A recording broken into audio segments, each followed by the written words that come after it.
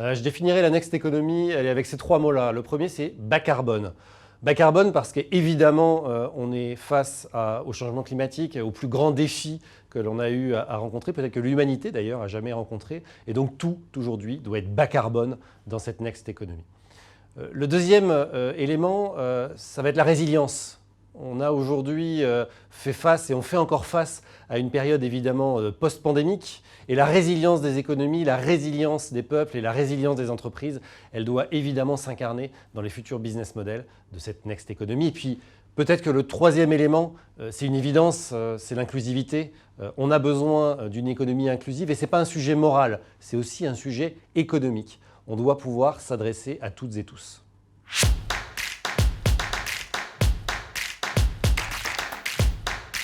Je pense qu'en termes de business model, la nouvelle économie doit reposer sur un triptyque qui nous est cher d'ailleurs chez EDF, qui est protection de la planète, bien-être et développement.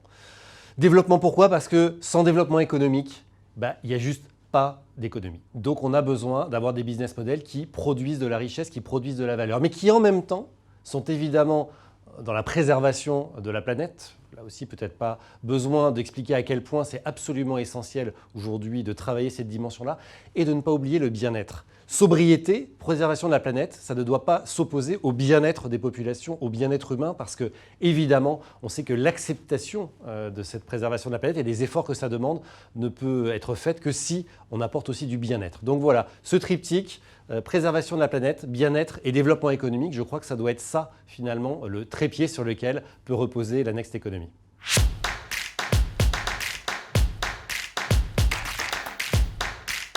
Un projet Next Economy qui repose d'ailleurs sur le triptyque dont je viens de parler, sur lequel on travaille et qui d'ailleurs connaît déjà un succès absolument retentissant dans le monde numérique, c'est Exaion.